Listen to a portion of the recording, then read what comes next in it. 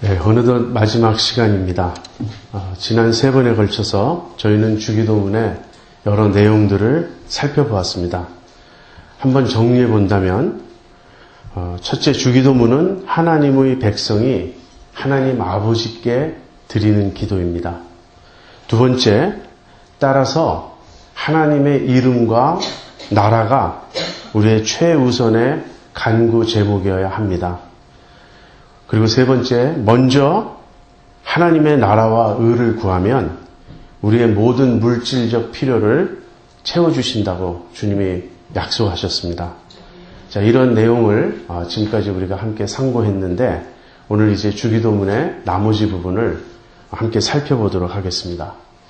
지금 우리는 주기도문의 후반부, 우리의 필요를 간구하는 그 부분에 대해서 지금 말씀을 묵상하고 있어요. 여러분, 우리는 하나님의 백성입니다. 하나님을 아버지로 모신 자들입니다. 하나님의 백성으로서 우리의 필요는 무엇입니까? 한번 이 질문을 생각해 보세요. 하나님의 백성으로서 우리의 필요는 무엇인가? 우리가 하나님의 백성으로서의 필요를 말한다면 가장 중요한 것은 하나님과의 바른 관계라고 말할 수 있을 것입니다. 우리가 하나님과 바른 관계를 맺는 것, 하나님을 기쁘시게 하는 것, 하나님 뜻에 합한 것, 그보다 더 중요한 필요는 없겠죠. 어떻게 하나님과 바른 관계를 맺을 수가 있습니까? 주기도문의 나머지 부분은 그 두 점을 보여줍니다. 첫 번째는 용서예요. 우리가 하나님으로부터 용서를 받아야 합니다. 우리의 죄의 문제를 해결해야 합니다. 용서를 통해서 우리는 하나님과 바른 관계를 맺을 수 있습니다. 두 번째는 시험에서 지켜달라고 간구함으로써, 용서가 이미 지은 죄를 해결받는 것이라면 시험에서 건져달라고 간구하는 것은 죄에 빠지지 않게 해달라고 구하는 것입니다. 바로 이 죄의 문제가 가장 중요해요. 하나님과의 관계에서 죄의 문제가 걸림돌이 되고 장애물이 되는 것이죠. 그래서 이미 우리의 허물이 있을 때는 그걸 용서해달라고 구해야 하고, 또 살아가면서 우리가 죄에 빠지지 않게, 시험에 빠지지 않게 해달라고 간구해야 하는 것입니다. 이 두 가지 점, 용서의 문제와 시험에서 승리하는 이 두 가지 문제를 차례대로 살펴보도록 하겠습니다. 먼저 용서에 대해서. 주님은 하나님께 용서를 구하라고 가르치셨어요. 그런데 우리는 이런 질문을 던지게 됩니다. 우리가 하나님의 백성이라면 이미 용서받은 것 아닌가? 왜 새삼스럽게 또다시 용서를 구해야 하는가? 하는 그런 질문이에요. 우리는 근본적으로 용서받았습니다. 우리는 하나님과 화목하게 된 자들이에요. 예수 그리스도의 피를 통해서. 우리가 예수님을 믿음으로써 우리는 하나님께 이미 용납되었고 용서받은 자들입니다. 그러나 매일매일 살아가면서 새롭게 용서를 받아야 돼요. 하나님과의 관계는 이미 맺어졌고 변함이 없지만 그 관계 속에서 하나님과 지속적으로 사귐을 누리기 위해서는 매일매일 우리는 죄의 용서를 받아야 합니다. 그래서 우리는 죄의 용서를 간구해야 하는 것입니다. 그런데 오늘 본문은 좀 어려운 문제를 우리에게 제기합니다. 주님은 이렇게 간구하라고 말씀하셨어요. 우리가 우리에게 죄 지은 자를 사하여 준 것 같이 우리 죄를 사하여 주옵시고, 만약에 우리가 우리에게 죄 지은 자를 사하여 준 것이 전제 조건이 되어서 하나님이 우리를 용서해 주신다면 이것은 행위 구원론이 아닌가 하는 그런 질문을 던지게 되는 거예요. 하나님의 용서가 먼저인가? 우리의 용서가 먼저인가? 하나님이 먼저 우리를 용서해 주셨기 때문에 용서받은 우리가 이제 다른 사람을 용서하는 것인가? 아니면 우리가 먼저 용서해야 그 용서를 전제로 하나님이 우리를 용서해 주신다는 말씀인가? 이 문제에 대해서 주님의 비유가 있습니다. 이 비유를 우리가 살펴보면 이 질문이 전혀 문제되지 않는다는 걸 알게 될 거예요. 마태복음 18장에 나오는 비유입니다. 베드로가 예수님께 이렇게 질문했어요. 주님, 제가 형제를 몇 번까지 용서해 주어야 합니까? 7번이면 되겠습니까? 베드로로서는 이제 최대한의 숫자를 생각한 거예요. 7번 용서한다는 것 얼마나 많습니까? 그랬더니 예수님이 70번씩 7번이라도 용서하라. 이렇게 답변하셨어요. 그리고는 비유를 들어서 말씀하십니다. 어떤 왕에게 1만 달란트 빚진 종이 있었습니다. 왕이 이 종에게 진노해서 빚을 다 갚기까지 감옥에 쳐넣으라고 명했어요. 그러자 이 종이 간청합니다. 조금만 더 참아주십시오. 제가 이 빚을 다 갚겠습니다. 애걸복걸하니까 왕이 그를 측은히 여기게 되었어요. 그래서 용서해 주었습니다. 내가 빚을 탕감해 주겠다. 그런데 이 종이 왕의 용서를 받고 왕 앞에서 물러나서 이제 자기 집으로 가다가 자기에게 100데나리온 빚진 동관 하나를 만납니다. 그래서 그 사람의 이 멱살을 탁 쥐어잡고 빚을 갚으라고 독촉하는 거예요. 그래서 그 동관이 이렇게 애걸합니다. 조금만 더 참아달라고. 내가 이 빚을 다 갚겠다고. 그런데 이 종이 그 하소연을 무시하고 감옥에 집어넣었어요. 주변 사람들이 이걸 보고 너무 화가 나고 분통이 터져서 왕에게 고했습니다.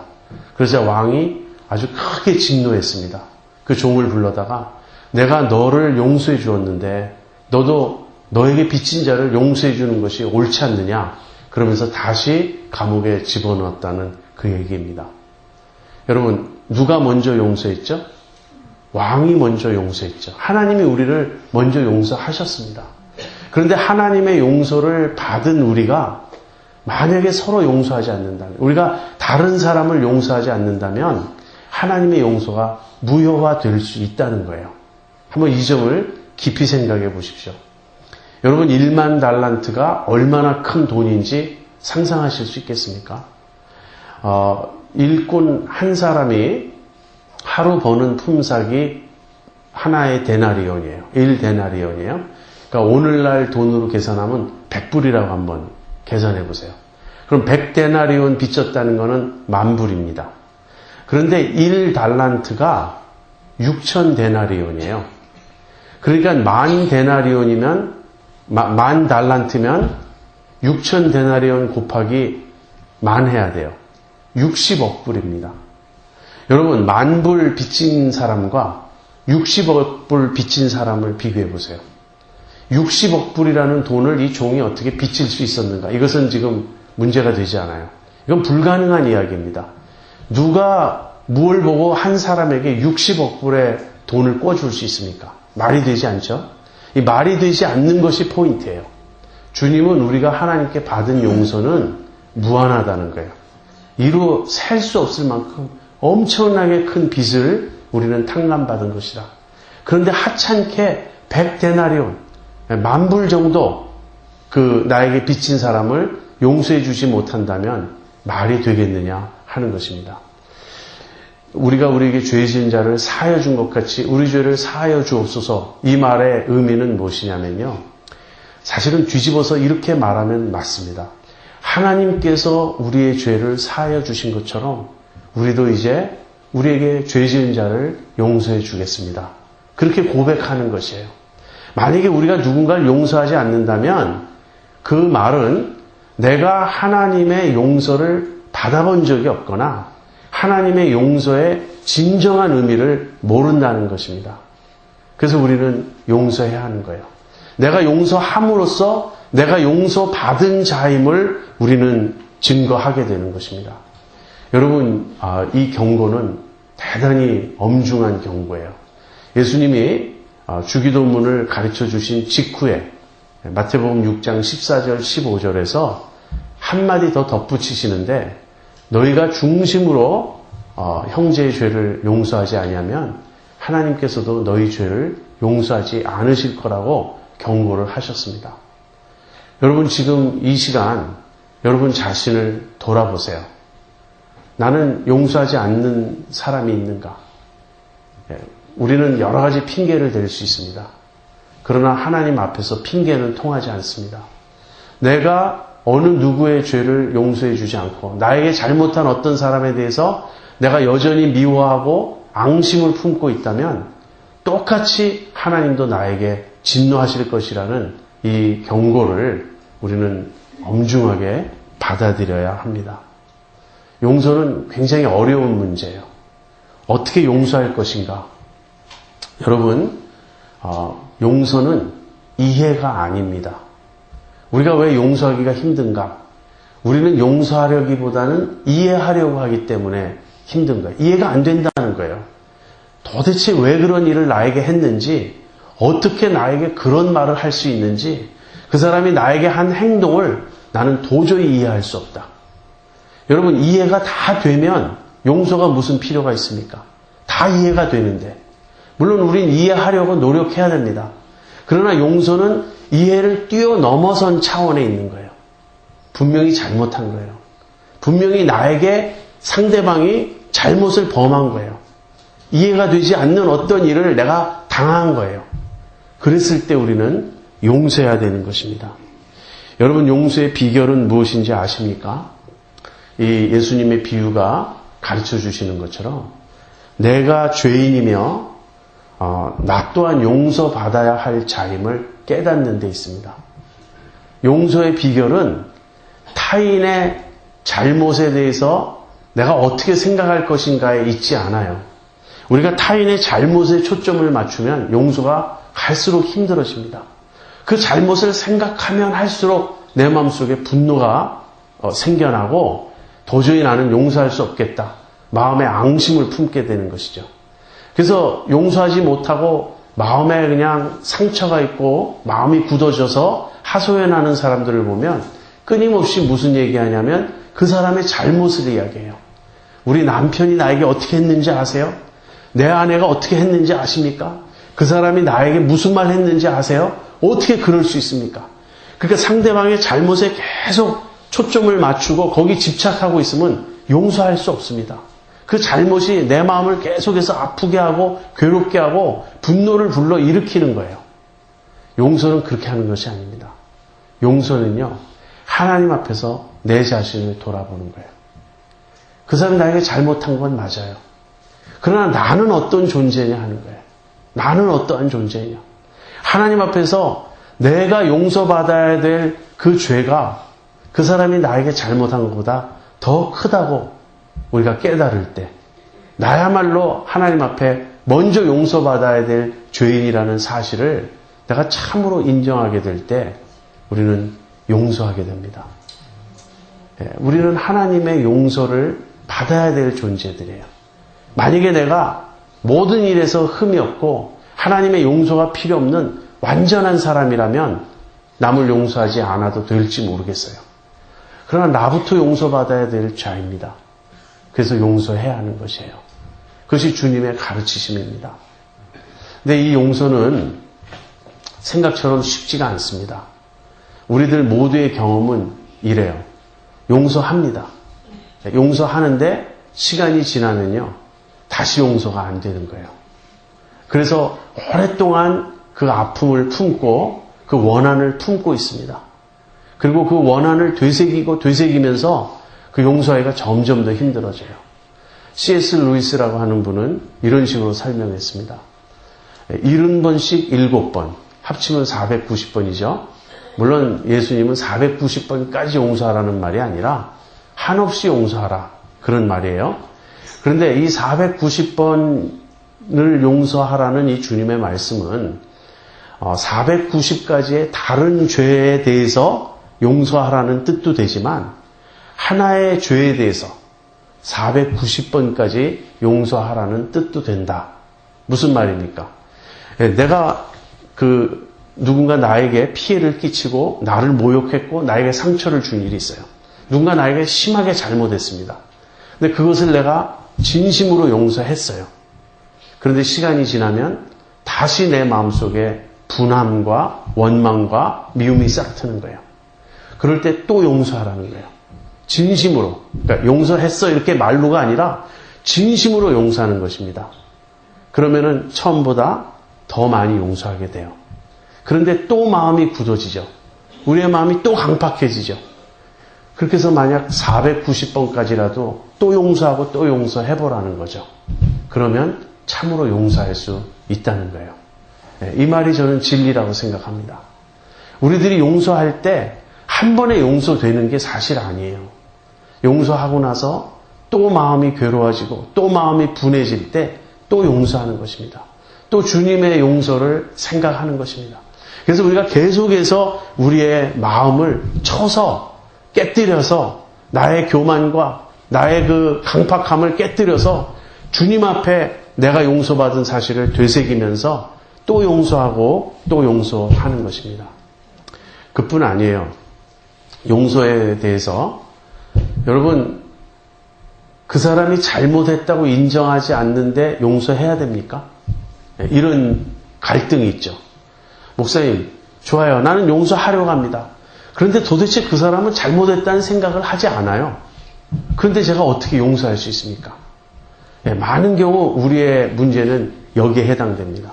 상대방이 나에게 진심으로 용서를 구하면 우리 마음이 움직일 수 있어요.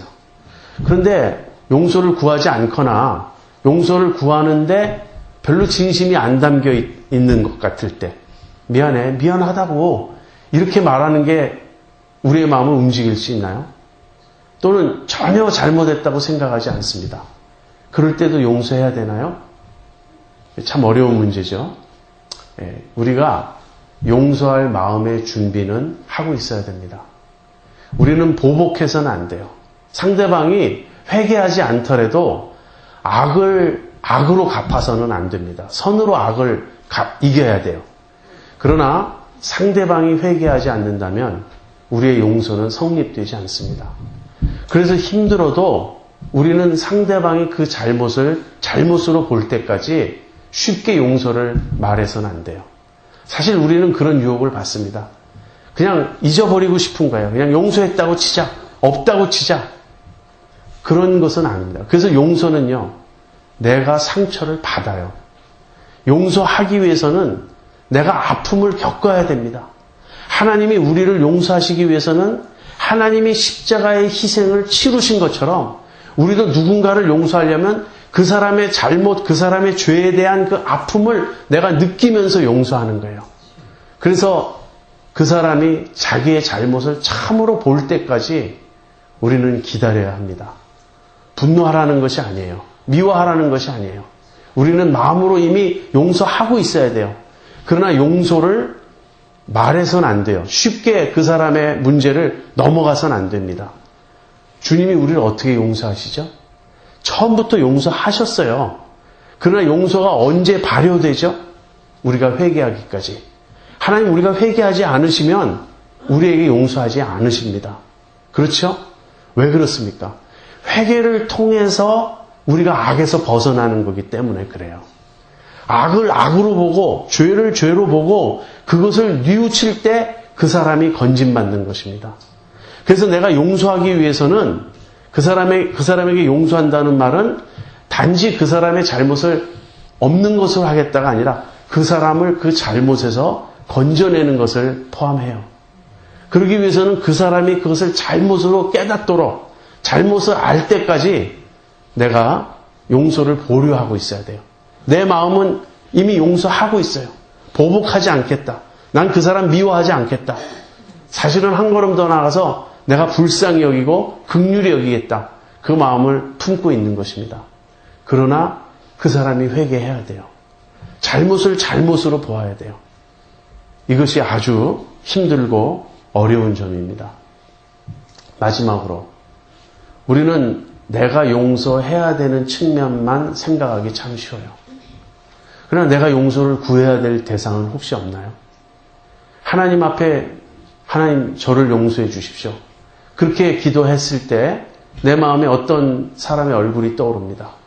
너도 그 사람 용서해야 되지 않느냐? 그러면 내가 그 사람 용서하지 않으면서 어떻게 하나님의 용서를 구할 수 있느냐? 이렇게 주님이 책망하시면 그 사람 용서를 먼저 해야 되죠.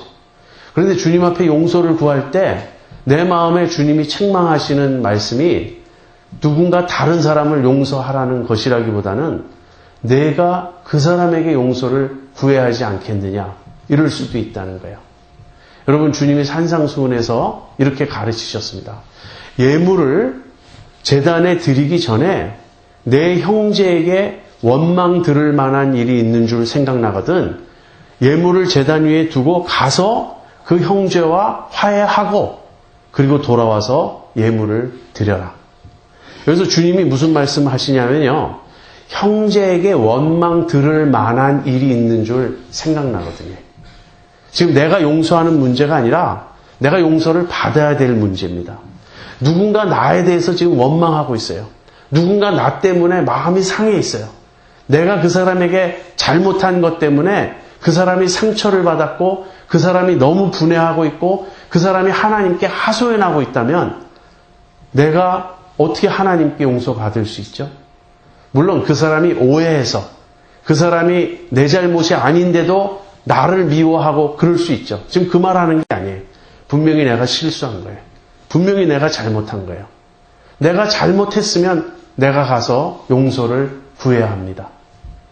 여러분, 우리들 사이에, 인간들 사이에 용서가 왜 그렇게 중요하죠?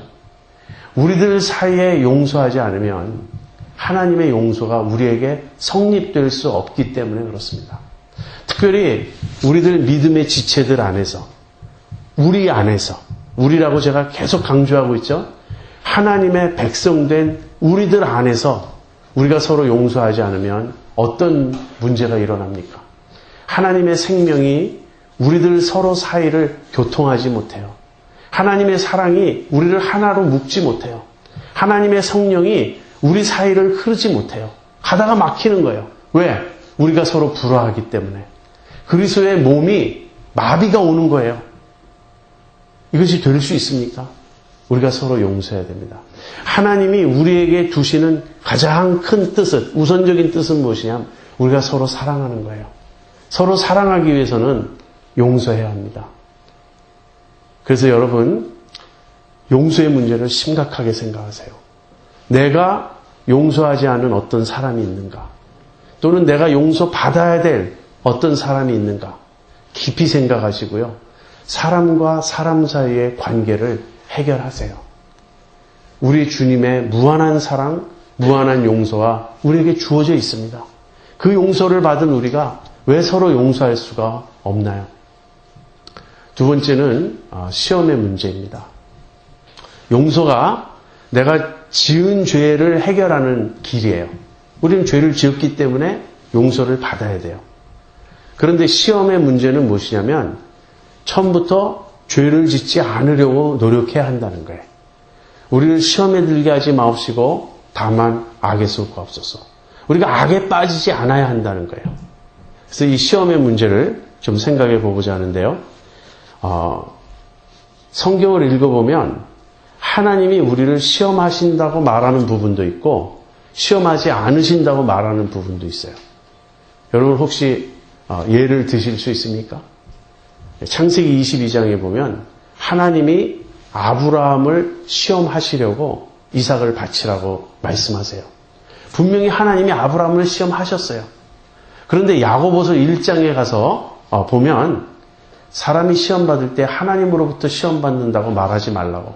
하나님은 아무도 시험하지 않으신다고. 우리가 시험받는 것은 우리 욕심 때문이라고.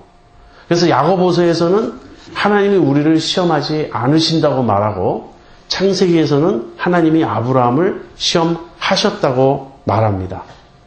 이것을 어떻게 해결할 수 있을까요? 여러분, 시험과 유혹이라는 단어는 원어에서 같아요. 페이라스모스라는 단어입니다.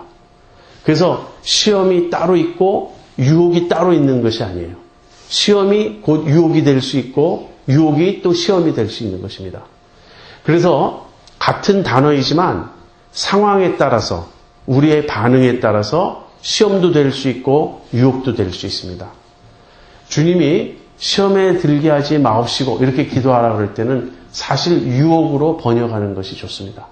우리를 유혹에 빠지지 말게 하여 주시옵소서 이렇게 기도하라는 거예요. 영어로는 temptation이라는 단어가 쓰여 있습니다. 야고보서에서 말하는 것도 하나님은 우리를 유혹하지 않으신다 이렇게 번역하고 있어요. 같은 단어이지만 이 관점에 따라서 유혹으로 볼 수 있는 거예요. 시험이 있고 유혹이 있습니다. 이것은 같은 거예요. 똑같은 일이 우리에게 일어납니다. 그러나 어떨 때는 이것이 시험이 될 수 있고 어떨 때는 유혹이 될 수 있어요. 무슨 말입니까? 시험은요, 우리의 믿음을 연단하기 위한 것입니다. 우리의 믿음을 훈련해서 더 강건한 믿음, 더 굳센 믿음으로 세워주기 위해서 우리에게 하나님 주시는 그 일이 시험이에요. 하나님이 아브라함에게 이삭을 바쳐라 이렇게 말씀하셨을 때 이삭을 바치는 이 시험을 통과함으로써 아브라함이 보다 더 성숙한 믿음의 자리에 이르게 하시려고 하셨습니다. 그래서 하나님의 의도는 선한 것이에요. 그런데 그 시험이 닥칠 때 우리가 그 시험을 믿음으로 받지 않고요. 우리가 우리의 욕심을 따라 행동하게 되면 그것은 그 똑같은 일이 유혹이 되는 것입니다. 어떨 때는 하나님이 직접 우리에게 그 일을 주실 수 있고 창세기처럼 어떨 때는 사탄이 우리에게 그 일을 가져오는데 하나님이 그 일을 허락하실 수 있습니다. 욥기처럼. 하나님이 사탄이 우리를 유혹할 때 하나님이 허락하실 수도 있어요. 그렇게 해보라고. 그러나 어찌되었던 하나님의 허락 없이는 어떤 일도 우리에게 일어날 수 없습니다. 그러나 우리에게 어떤 일이 일어난다면 그것은 시험도 될 수 있고 유혹도 될 수 있어요. 자, 예를 하나 들어볼게요. 여러분이 사업을 하시다가 정말 위기를 맞이하게 됩니다. 위기를 맞이하게 될 때 이것은 시험도 될 수 있고 유혹도 될 수 있는 거예요. 위기를 맞이해서 너무 어렵지만 내가 끝까지 그리스도인으로서 바른 길을 가겠다. 내가 망하면 망했지 어쩔 수 없다. 그러면서 그 어려움을 믿음으로 겪어나갈 수가 있습니다. 그러나 동시에 그것이 유혹이 될 수 있어요. 그럼 내가 이번 한 번만 조금 부정한 수단을 써보자. 이번 한 번만 어떻게 하나님 뜻은 아니겠지만 내 살 길을 좀 마련해보자. 똑같은 일이, 사업의 어려움이라는 똑같은 일이 한편으로는 시험일 수도 있고 한편으로는 유혹일 수도 있다는 거예요. 유혹은 누가 가져다 주는 겁니까? 사탄이 가져다 주는 거예요. 물론 하나님이 허락하실 때만 가능합니다. 그러나 어쨌든 사탄은 나를 넘어뜨리기 위해서 나를 유혹합니다. 하나님은 내 믿음을 세워주시기 위해서 때때로 우리를 시험하십니다. 그래서 시험과 유혹은 사실 동전의 앞뒷면인데 내가 믿음으로 그 일을 대하는가 아니면 내 욕심을 따라 행하고자 하는가에 따라서 시험도 될 수 있고 유혹도 될 수 있다는 거예요. 그렇다면 우리를 시험에 들게 하지 마옵시며 또는 우리를 유혹에 들게 하지 마옵시며 라는 이 간구의 의미는 무엇인가? 이 간구의 의미는요, 우리에게 힘들고 어려운 상황이 닥치지 않게 해달라는 말이 아닙니다. 우리의 경험으로도 알 수 있죠. 우리가 아무리 기도해도 때때로 우리에게 힘들고 어려운 상황이 닥칩니다. 하나님께서 우리의 믿음을 연단하시기 위해서 어려움을 주세요. 여러분, 갑자기 교통사고가 날 수 있습니다. 교통사고가 나서 내가 어떤 불구가 될 수 있어요. 그럴 때 믿음의 반응은 어떤 것이죠? 그럼에도 불구하고 하나님을 찬양하는 것입니다. 하나님의 선하심을 믿고 의지하는 것입니다. 유혹이 되는 것은 어떤 경우죠? 하나님 원망하는 거예요. 하나님 원망하고 좌절하고 절망하고 내 인생을 비관하고 믿음을 떠나는 것입니다. 그 일이 나에게 닥쳤을 때 내가 어떻게 반응하느냐에 따라 유혹도 될 수 있고 시험도 될 수 있어요. 여기서 주님이 의미하시는 바는요, 그 유혹에 넘어가지 않게 해달라고. 지금 상황에 대한 간구가 아니고 우리의 마음가짐, 우리의 믿음에 대한 간구라는 것이에요. 하나님, 제가 유혹에 빠지지 않게 해주세요. 이 말은요, 하나님, 제가 어려운 일을 당했을 때 제 욕심 때문에 유혹에 넘어가지 않게 해주세요. 그렇게 구하라는 것입니다. 그래서 마태는 그 뒤에 다만 악에서 구하옵소서라는 말을 덧붙인 거예요. 시험에 들게 하지 마옵시며, 이 말의 본 뜻은 무엇이냐면 어떤 상황에서도 우리가 악에 빠지지 않게 해달라. 악에게 지지 않게 해달라. 또는 여기서의 악을 악한 자로 번역할 수도 있습니다. 사탄의 유혹에 넘어가지 않게 해달라. 이렇게 간구하라는 것입니다. 여러분, 평탄한 삶을 기대하지 마세요. 우리는 다 그런 걸 꿈꿉니다. 앞으로 나의 남은 일생 동안 어려운 일이 없었으면. 그런데 어려운 일은 닥칩니다. 고난은 반드시 있습니다. 여러분 가운데 어떤 다른 사람을 부러워할 수 있어요. 왜 저 집에는 모든 일이 잘 되는데 우리 집은 이렇게 어려운 일이 많은가? 근데 그 잘 된다고 생각하는 그 집에 한번 물어보세요. 남에게 말 못할 어려움이 그 집에 또 있습니다.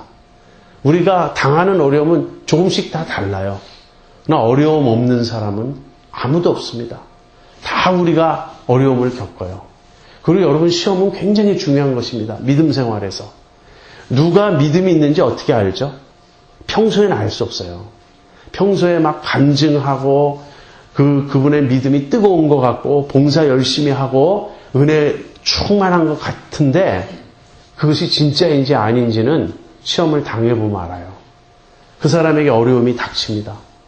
그런데 믿음이 어디 갔는지 알 수 없게 방황하고 흔들리고 불안해하고, 그렇다면 그 이전에 그 사람이 잘 믿는 것 같았던 그런 모습은 평안한 환경이 주어졌기 때문에 가능했던 것이고 실제로는 믿음이 아니었다. 이렇게 알 수 있는 것 아닙니까? 시험이 꼭 필요합니다. 주님은 때때로 우리를 시험하세요. 우리에게 고난을 주시고 어려움을 주세요.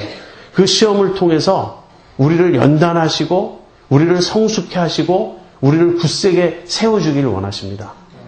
그런데 우리가 욕심을 조차 행하면 그 시험이 우리에게 유혹으로 바뀔 수 있어요. 그래서 우리는 늘 기도해야 됩니다. 내게 어떤 일이 닥치더라도 내가 유혹에 빠지지 않게, 내가 욕심을 따라가지 않게, 내가 악한 자의 그 사탄의 유혹에 넘어가지 않게 나를 악에서 건져 주시옵소서. 여러분, 시험을 어떻게 이길 수 있을까요? 시험이 닥칠 때 우리는 어떻게 승리할 수 있을까요? 제일 먼저 기억해야 할 것은 하나님이 도와주신다는 거예요. 여러분, 고린도전서 10장 13절에 이런 말씀이 있습니다. 사람이 감당할 시험 밖에는 너희에게 당한 것이 없나니 하나님은 미쁘사 너희가 감당치 못할 시험 당함을 허락지 아니하시고 시험 당할 즈음에 또한 피할 길을 내사 너희로 능히 감당하게 하시느니라. 여러분, 우리에게 어떤 일이 닥칠 때 내가 감당할 수 없는 일이 닥칠까 봐 두려워할 필요 없어요. 하나님은 우리가 감당할 수 없는 시험은 허락하지 않으십니다. 그리고 우리에게 어려움이 닥칠 때는 그 어려움은 내가 감당할 수 있다고 하나님이 판단하셔서 허락하신 거예요. 그리고 어려움이 닥칠 때 우리에게 피할 길을 주세요. 그러니까 우리가 기도하고 하나님 신뢰하고 믿음으로 나아가면 우리는 승리할 수 있습니다. 여러분, 시편 23편 잘 아시죠? 거기서 다윗이 이렇게 고백합니다. 자기 이름을 위하여 의의 길로 나를 인도하시는도다. 하나님이 우리를 의의 길로 인도하세요. 이것이 하나님의 관심이에요. 하나님이 때로 우리를 푸른 초장에 누이시고 쉴만한 물가로도 인도하십니다. 그러나 때로 사망의 음침한 골짜기를 지나가게 하세요. 왜 그렇습니까? 하나님의 관심은 우리가 편안하게 사는 데 있지 않고요. 우리가 의롭게 되는 데 있어요. 그래서 하나님은 우리를 의의 길로 인도하십니다. 근데 의의 길로 인도하실 때 사망의 음침한 골짜기를 지나가게 하셔야 될 때가 있다는 거예요. 사망의 음침한 골짜기가 없다는 게 아니라 사망의 음침한 골짜기를 지나는데 우리가 해받을 것을 두려워하지 않아요. 왜? 주의 지팡이와 막대기가 나를 안위하시기 때문에. 그래서 하나님은 우리가 감당치 못할 시험 당함은 허락지 아니하시고요. 시험을 당하게 하실 때는 우리를 지켜주시고 보호하시고 피할 길을 주신다고 말씀하셨어요. 그래서 여러분, 두려워하지 마십시오. 염려하지 마십시오. 주님을 믿고 담대하게 확신을 가지고 나아가세요. 그 다음에 우리는 말씀으로 무장되어 있어야 됩니다. 사탄이 우리를 유혹할 때 무엇으로 대적하겠습니까? 사탄의 논리를 따라가면 지게 되어 있어요. 사탄이 내 귀의 속삭입니다. 그거 좀 부정한 방법이지만 그렇게 해봐. 남들 다 그렇게 하고 있어. 그럴 때 여러분, 어떻게 사탄하고 리즈닝을 하시겠어요? 어떻게 변론을 하시겠어요? 그렇지만 그렇게 하면 위험하지 않을까? 아무도 안 걸렸어. 지금까지 걸린 사람 거의 없어. 사탄은 계속 그렇게 우리에게 유혹을 해올 거예요. 우리가 사탄의 유혹을 물리칠 수 있는 것은요, 하나님의 말씀입니다. 하나님이 이 상황에 대해서 무엇라고 말씀하시는가? 그래서 하나님의 말씀으로 사탄의 유혹을 물리쳐야지, 사탄이 가져다주는 그 달콤한 생각을 계속 반복하고 있다 보면요, 설득되게 되어 있어요. 우린 연약한 존재들입니다. 여러분, 예수님이 어떻게 광야에서 사탄의 시험을 이기셨죠? 예수님에게는 단 한마디면 좋겠어요. 기록되었으되. 하나님의 말씀에 기록되어 있다 이거예요. 이 돌을 떡으로 만들라. 그랬을 때 예수님은 기록되었으되. 사람이 떡으로만 살 것이 아니요 하나님의 입에서 나오는 모든 말씀으로 살 것이다. 그러니까 사탄이 또다시 성경을 인용해서, 사탄도 성경을 인용해요. 그리고선 우리를 시험합니다.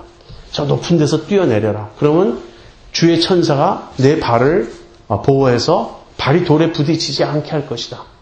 근데 예수님은 또 말씀하십니다. 기록되었으되 주 너의 하나님을 시험하지 말라.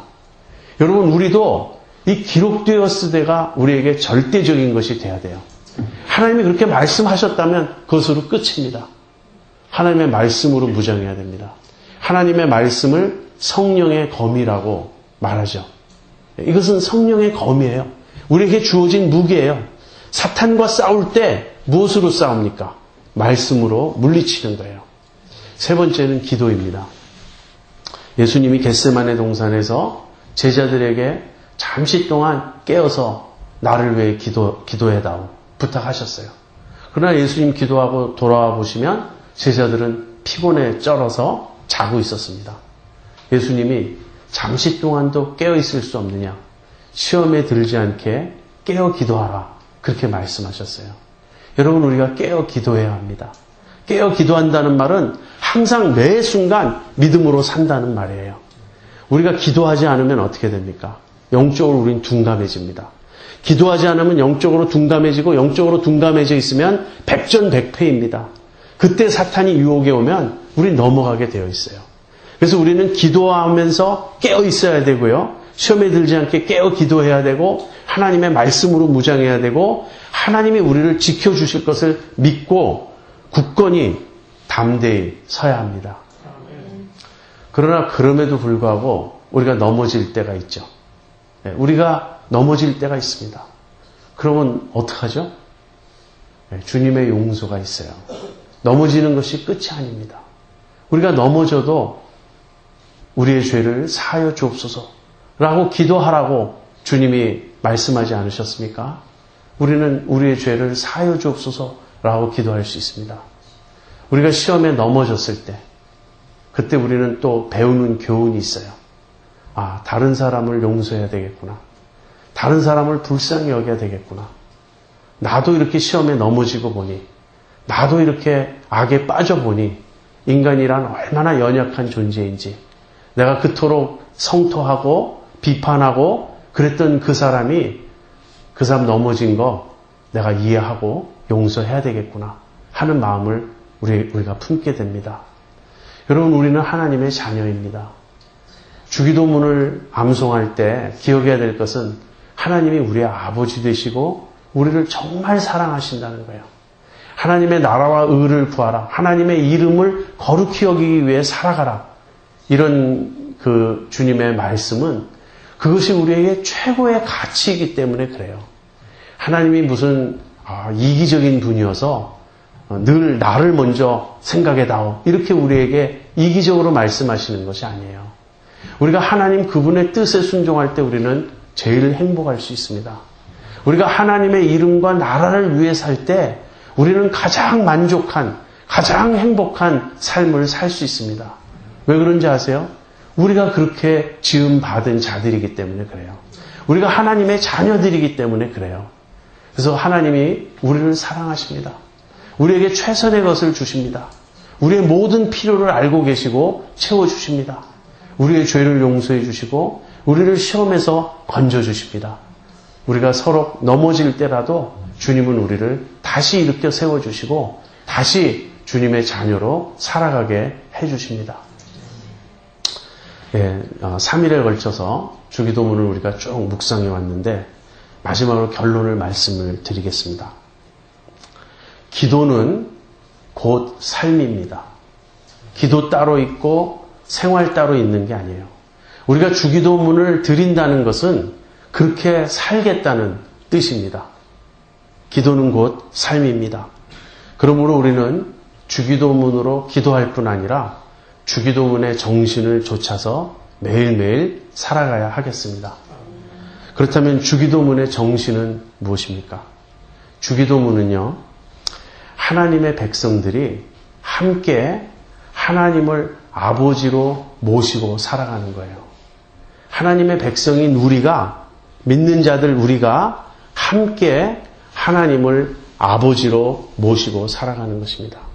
다시 제일 처음으로 돌아가요. 하늘에 계신 우리 아버지.